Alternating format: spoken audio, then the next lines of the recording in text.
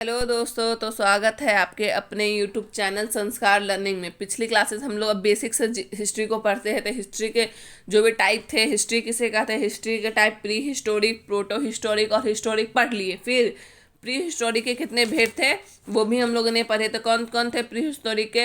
Palaeolithic age, पूरा पाषाण काल, मेसोलिथिक एज, मध्य पाषाण काल, उसके बाद नियोलिथिक एज, नव पाषाण काल हम लोग पढ़ा। आज हम लोग को ताम्र पाषाण काल पढ़ना है। क्या पढ़ना है? ताम्र पाषाण काल। चारकोलेटिक एज क्या पढ़ना है? ताम्र पाषाण काल, चारकोलेटिक एज। तो चारको का मतलब होता है क्या? कॉपर। कॉपर का मतलब तांबा। एलेटिक का मतलब स्टोन। स्टोन का मतलब पत्थर। तो इस काल में इसका ताम्र पाषाण नाम क्यों पड़ा? क्योंकि इस समय ही मनुष्य सबसे पहले धातु का प्रयोग किया था। और किस धातु का प्रयोग किया था? तो तांबे का। मनुष्य ने सबसे पहले किस धातु का प्रयोग किया? तो तांबे का। और इसी काल में किया, इसीलिए इसका नाम क्या पड़ा? ताम्र पाषाण काल। कॉपर प्लस स्टोन एज मतलब तांबा और पत्थर के प्रयोग के कारण ही इस काल का नाम क्या बना? चारकोलेटिक एज। इस समय के महत्वपूर्ण स्थान सब देखें। इंपॉर्टेंट प्लेस कौन कौन थे? तो राजस्थान थे, गिलुंद थे। गिलुंद कहाँ पड़ता है? राजस्थान में। मालवा, मालवा कहाँ पड़ता है? एमपी मध्य प्रदेश में। कयाता, कयाता कहाँ पड़ता है? एमपी मध्य प्रदेश में। First metal used by human, पहला मनुष्य मतलब मनुष्य द्वारा प्रयोग किया जाने वाला पहला धातु क्या था? तांबा। मनुष्य द्वारा प्रयोग किया जाने वाला पहला धातु क्या था? तांबा। इसीलिए तांबा के कारण इस धातु का नाम क्या पड़ा? ताम्र पाषाण का। तो ताम्र पाषाण के बारे में जान गए हम। और अब हमें पढ़ना है इंडस वैली सिविलाइजेशन। क्या पढ़ना है? इंडस वैली सिविलाइजेशन, सिंधु घाटी सभ्यता। आज पूरा सिंधु घाटी सभ्यता के बारे में हर एक बात जानेंगे। जैसे देखिए, टाइम, समय, कब कैसे कब तक था, एरिया, उसका विस्तार कहाँ से कहाँ तक था, बाउंड्री, सीमा क्या था, इंपॉर्टेंट प्लस मतलब उन प्लेस, उनका प्रमुख स्थान क्या था, मुख्य विशेषता, कंटेम्परेरी सिविलाइजेशन, समकालीन सभ्यता, इंड समाप्त कब हुआ, ये आज सिंधु घाटी सभ्यता का हर एक बात जानेंगे। तो चलिए शुरू करते हैं। देखिए,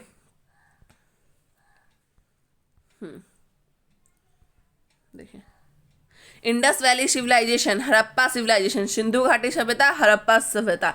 मतलब इंडस वैली सिविलाइजेशन को सिंधु घाटी सभ्यता का एक और नाम क्या है? हड़प्पा सभ्यता। अब इसे हड़प्पा सभ्यता बोलिए या सिंधु घाटी सभ्यता, पे दोनों का नाम एक ही है। तो इंडस वैली सिविलाइजेशन या हड़प्पा सिविलाइजेशन, सिंधु घाटी सभ्यता या हड़प्पा सभ्यता। तो देखिए इसका एरिया, एरिया कितना था?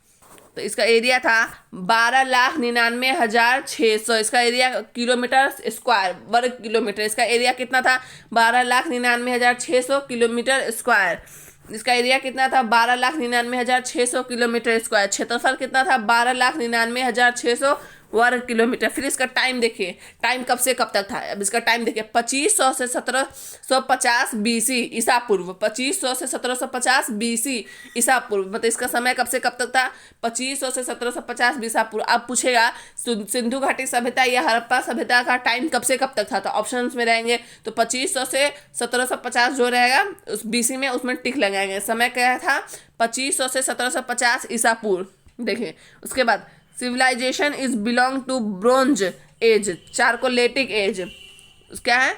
Civilisation is belong to bronze age, chalcolithic age. Civilization is belongs to bronze age, chalcolithic age. सभ्यता कांस्य युग, ताम्रपाषाण युग से संबंधित है। ये ताम्रपाषाण युग से क्यों संबंधित है? कि जैसे ही ताम्रपाषाण काल समाप्त हुआ, इस सिंधु घाटी सभ्यता का विकास हुआ। जैसे ही ताम्र पाषाण काल जैसे चारकोलेटिक एज का अंत हुआ, उसके बाद ही सिंधु घाटी सभ्यता का विकास हुआ। इसीलिए यह सभ्यता किससे संबंधित है? ब्रोंज एज या चारकोलेटिक एज से संबंधित है। ब्रोंज एज या चारकोलेटिक एज से संबंधित है। इसका वेस्टर्न बाउंड्री देखिए, मतलब पश्चिमी सीमा में कहाँ से कहाँ तक फैला था। पश्चिमी सीमा कहाँ से कहाँ तक फैला था?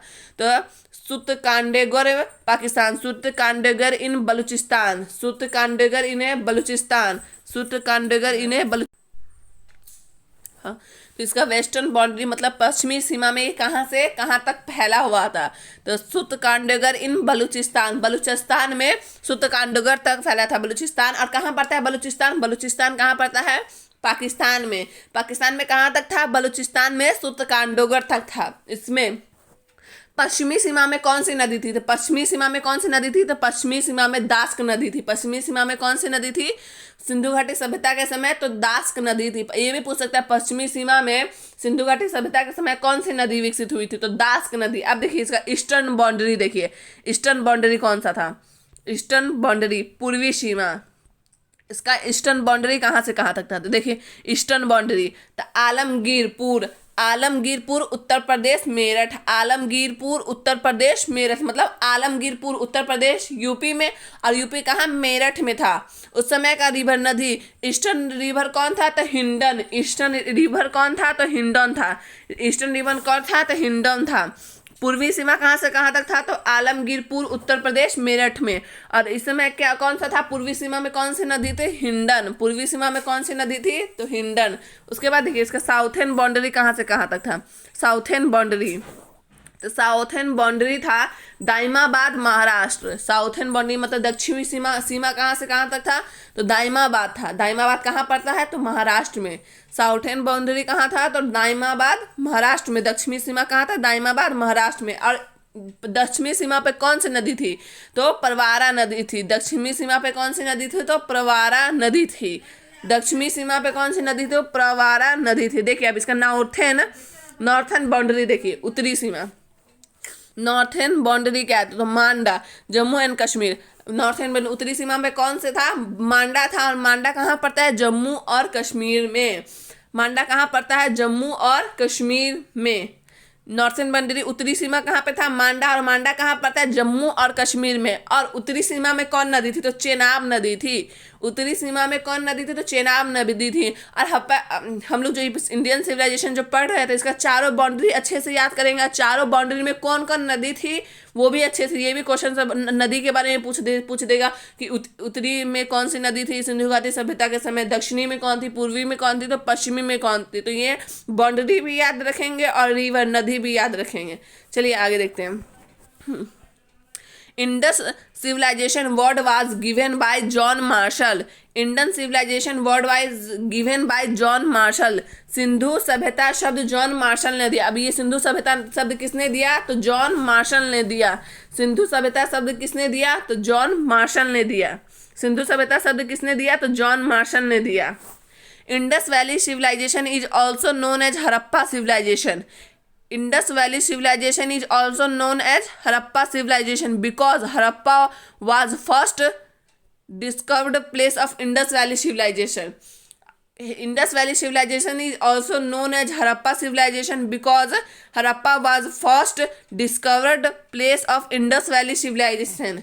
सिंधु घाटी सभ्यता को हड़प्पा सभ्यता इसलिए भी कहा जा सकता है क्योंकि जो सिंधु घाटी सभ्यता थी उस समय का सबसे पहला खोजा गया स्थान कौन था? हड़प्पा। सिंधु घाटी सभ्यता के समय सबसे पहला खोजा गया स्थान क्या था? तो हड़प्पा। इसलिए इसे हड़प्पा सभ्यता भी बोल सकते हैं। इंडस वैली सिविलाइजेशन मतलब सिंधु घाटी सभ्यता को, ये भी क्वेश्चन होता है, सिंधु घाटी सभ्यता को हड़प्पा सभ्यता क्यों कहते हैं? क्योंकि सिंधु घाटी सभ्यता के समय सबसे पहला खोजा गया स्थान हड़प्पा ही है। अब ये भी क्वेश्चन हो सकता है सिंधु घाटी सभ्यता के समय सबसे पहले खोजा गया स्थान क्या था? तो हड़प्पा था। और हड़प्पा के कारण ही इसका नाम क्या पड़ा? सिंधु घाटी सभ्यता का कारण नाम क्या पड़ा? हड़प्पा सभ्यता। अब हड़प्पा के बारे में देखते हैं। देखिए हड़प्पा के बारे में देखिए। हड़प्पा डिस्कवर्ड बाय दयाराम साहनी, माधव स्वरूप, वत्स एंड व्हीलर। हड़प्पा की खोज किसने की? दयाराम साहनी ने की, माधव स्वरूप ने की, वत्सा ने की और व्हीलर ने की। हड़प्पा की खोज किसने की? दयाराम साहनी, माधव स्वरूप, वत्स एंड व्हीलर ने। हड़प्पा की खोज किसने की? दयाराम साहनी ने, वत्स ने और व्हीलर ने। और हड़प्पा का टाइम कब से कब तक था? हड़प्पा का टाइम कब से कब तक था? तो देखिए इसका टाइम था 1921 एडी। इसका टाइम कब से कब तक था? 1921 एडी। उसका नाम सिंधु घाटी सभ्यता में क्या था? कितना था सिंधु घाटी सभ्यता में? तो 2500 से 1750 बीसी था। लेकिन इसमें आएगा हड़प्पा में क्या आएगा समय? तो 1921 एडी। उस समय हड़प्पा की कौन सी प्रमुख नदी थी? तो रावी। हड़प्पा की कौन सी प्रमुख नदी थी? तो रावी। हड़प्पा की कौन सी प्रमुख नदी थी? तो रावी। और कौन कौन से जगह इंपॉर्टेंट प्लेस देखिए। तो मोंटागोमरी पंजाब पाकिस्तान। कौन कौन है? मोंटागोमरी पंजाब पाकिस्तान। इंपॉर्टेंट जगह कौन था? मोंटागोमरी पंजाब पाकिस्तान। और देखिए आर्कोलॉजिकल फाइंड्स क्या क्या ढूंढा। आप देखिए आर्कियोलॉजिकल फाइंड्स क्या क्या, पहले इसको इंग्लिश में देख लीजिए, उसके बाद फिर हम हिंदी में बता देंगे। क्या क्या ढूंढा, आर्कियोलॉजिकल फाइंड्स में क्या क्या ढूंढा। तो देखिए 2 rows of 6 granaries with hug platforms, a statue of Mother Goddess, cemetery HR 37, weight and barley, dice and mirrors, a statue of a dog chasing a deer made of bronze metal, and a male torch made of red sandstone has also been found।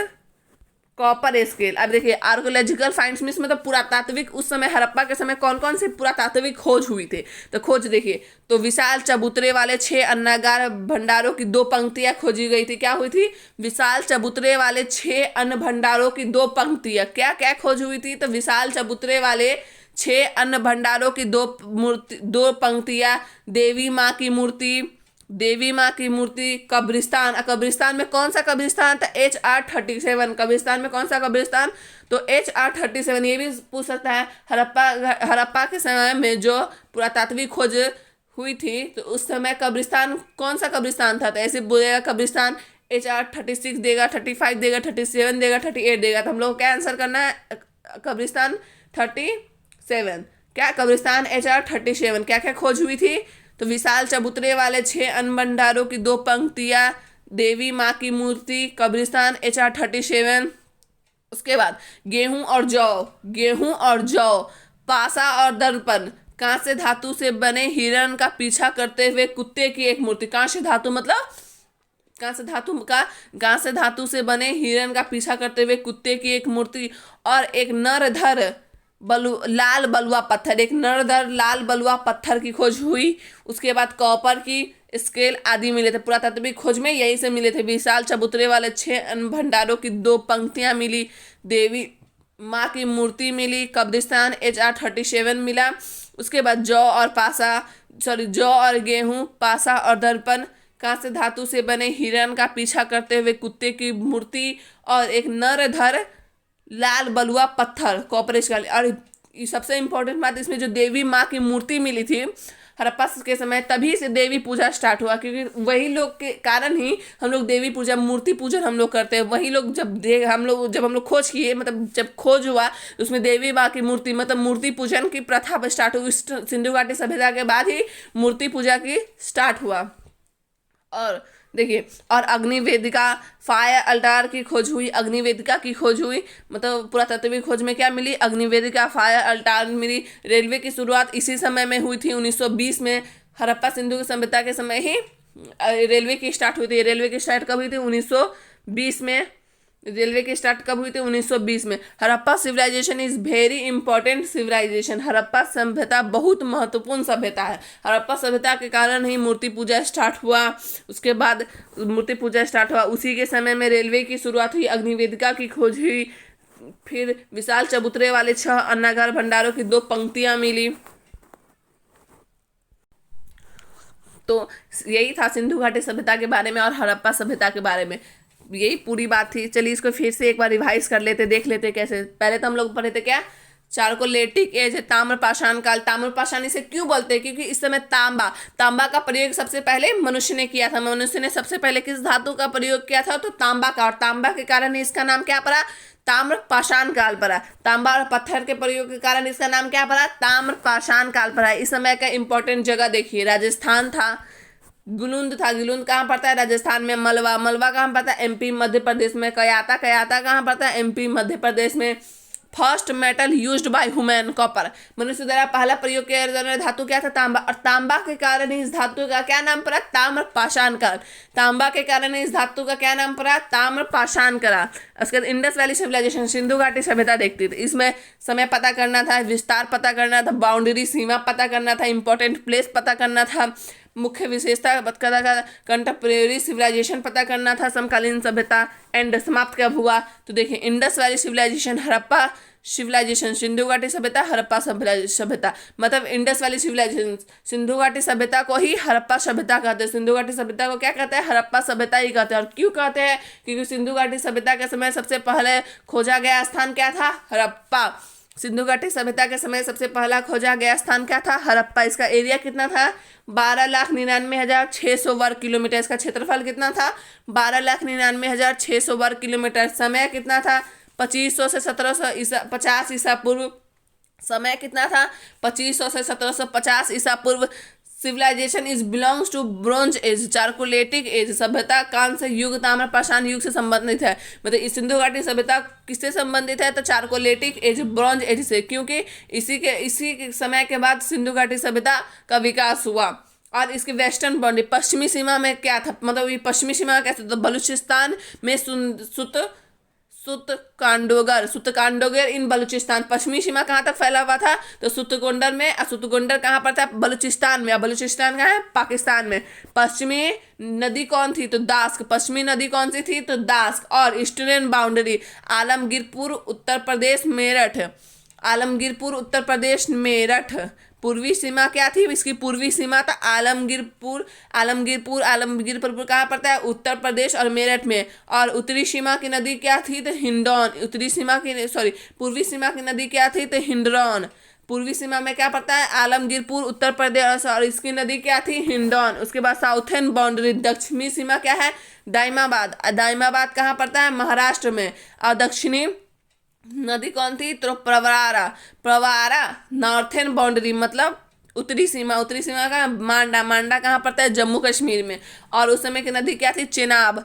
Northern सीमा मतलब उत्तरी सीमा में कौन सी नदी थी? तो चेनाब। तो हमें पहले तो सिंधु घाटी सभ्यता का टाइम पता चला, उसका विस्तार पता चला, समय पता चला, और उसकी मतलब वो जो भी बाउंड्री है उत्तर से लेकर पूरा पश्चिम तक, पूरा पश्चिम उत्तर दक्षिण सब, उसमें कौन कौन नदी थी सभी हमने देखा। तो सबको याद करना जरूरी है। देखिए, Indus civilisation word was given by John Marshall. Sindhu सभ्यता शब्द नाम जो किसने दिया? जॉन मार्शल ने। सिंधु सभ्यता शब्द नाम किसने दिया? जॉन मार्शल ने। सिंधु सभ्यता शब्द नाम किसने दिया? जॉन मार्शल ने। Indus Valley civilisation is also known as Harappa civilisation because Harappa was first discovered place of Indus Valley civilisation. मतलब सिंधु घाटी सभ्यता को हड़प्पा सभ्यता इसलिए कहते हैं क्योंकि सिंधु घाटी सभ्यता के समय सबसे पहला खोजा गया स्थान क्या था? हड़प्पा। सिंधु घाटी सभ्यता को हड़प्पा सभ्यता इसलिए बोलते हैं क्योंकि इस समय सबसे पहला खोजा गया स्थान क्या था? हड़प्पा था। इस समय सबसे पहले खोजा गया स्थान क्या था? तो हड़प्पा था। देखिए हड़प्पा के बारे में, हड़प्पा की खोज किसने की? तो दयाराम साहनी ने की, माधव स्वरूप ने की, वत्स और व्हीलर द्वारा खोजा गया। हड़प्पा की खोज किसने की? दयाराम साहनी, माधव स्वरूप, वत्स और व्हीलर द्वारा। इसका समय देखिए 1921 एडी था। इसका समय कितना था? 1921 एडी। इसका समय कितना था? 1921 एडी। इस समय नदी हड़प्पा में कौन सी नदी महत्वपूर्ण थी? तो रावी। हड़प्पा में कौन सी नदी महत्वपूर्ण थी? तो रावी। इसका जगह कौन कौन था? इंपॉर्टेंट प्लेस तो मोंटागोमरी पंजाब और पाकिस्तान। मोंटागोमरी पंजाब और पाकिस्तान। इसमें कौन कौन से ढूंढे गए? आर्कोलॉजिकल फील्ड्स क्या कहते हैं? मतलब पुरातात्विक खोज क्या थी? विशाल चबूतरे वाले 6 अन्य भंडारों की 2 मूर्तियां मिली। देवी माँ की मूर्ति मिली। कब्रिस्तान और HR 37 कब्रिस्तान। कौन सा कब्रिस्तान मिला? HR 37 मिला। गेहूं और जौ मिला। पाशा और दर्पण, कांस्य धातु से बने हिरण का पीछा करते हुए कुत्ते की एक मूर्ति और एक नरधर लाल बलुआ पत्थर, कॉपर स्केल आदि भी मिले। कौन? विशाल चबूतरे वाले 6 अन्न भंडार की 2 मूर्ति मिली। देवी माँ की मूर्ति मिली। गेहूं और पासे मिले। कब्रिस्तान HR 37 मिला। पासा और दर्पण मिला। कांच धातु से बने हिरण का पीछा करते हुए कुत्ते की मूर्ति मिली। चित्र मिला। लाल बलुआ पत्थर मिला। मतलब इसी समय हड़प्पा सिंधु घाटी सभ्यता के बाद ही सभी लोग मूर्ति पूजा स्टार्ट किए, भगवान की पूजा करना स्टार्ट किए, मूर्ति पूजा। इसमें अग्निवेदिका, फायर अल्टार की खोज हुई। अग्निवेदिका की खोज हुई। रेलवे की शुरुआत इसी समय में हुई थी। रेलवे की शुरुआत कब हुई थी? 1920 में की गई थी। रेलवे की शुरुआत इस सिंधु घाटी सभ्यता के विकास के समय ही हुई थी। Harappa civilisation is very important civilisation. Harappa सभ्यता बहुत महत्वपूर्ण सभ्यता है। तो आज हम लोगों ने पूरे अच्छे से चारकोलेटिक एज, ताम्रपाषाण काल के बारे में पूरा जान लिए। ताम्रपाषाण, उसके बाद इंडस वैली सिविलाइजेशन में पढ़े, समय के बारे में, विस्तार के बारे में, सीमा के बारे में, प्रमुख स्थान पढ़े, मुख्य विशेषता पढ़े, समकालीन सभ्यता पढ़े और मतलब समाप्ति पढ़े। और इसमें इंडस वैली सिविलाइजेशन इसका नाम किसने दिया? तो जॉन मार्शल ने दिया। इसको हड़प्पा सभ्यता क्यों कहते हैं? क्योंकि इस समय ही सबसे पहले जो खोज हुआ था तो किसका हुआ था? तो हड़प्पा का हुआ था। हड़प्पा की खोज किसने की? दयाराम साहनी, माधव, वत्स स्वरूप और व्हीलर द्वारा हुआ था। कौन कौन सी खोज हुई? तो विशाल चबूतरे वाले 6 अन्नागार की 2 पंक्तियां मिली, देवी माँ की मूर्ति मिली, कब्रिस्तान HR 37 मिला, गेहूं और जौ मिला, पासा और दर्पण मिला, और अग्निवेदिका की खोज हुई। उसके बाद क्या हुआ, रेलवे की शुरुआत इसी समय में हुई। हड़प्पा सभ्यता बहुत इंपॉर्टेंट। तो वीडियो पसंद, और कल हम लोग को पढ़ना है, कल का हम लोग का टॉपिक रहेगा, कल को हम लोग को पढ़ना है मोहनजोदारो। क्या पढ़ना है? मोहनजोदारो। आप लोग भी घर से मतलब घर पे पढ़ेंगे, मोहनजोदारो के बारे में पढ़ेंगे पहले, उसके बाद वीडियो देखेंगे। तो मोहनजोदारो कल का टॉपिक रहेगा मोहनजोदारो। कल हम लोग पढ़ेंगे मोहनजोदारो के बारे में पूरे अच्छे से, मोहनजोदारो के बारे में, उसका समय क्या था, सब कुछ उसके बारे में बहुत अच्छे से पढ़ेंगे। तो ये हड़प्पा समझ में आया कि नहीं, सिंधु घाटी सभ्यता पूरे अच्छे से समझ में आया कि नहीं बताइएगा। वीडियो पसंद आए तो वीडियो को लाइक कीजिएगा, शेयर कीजिएगा, और इस चैनल को सब्सक्राइब कीजिएगा। और कोई भी कुछ भी पूछना हो, कोई भी गलती मेरे में लगे तो बताइएगा कमेंट करके। Thank you. आप 20 मिनट का आज वीडियो बनेंगे।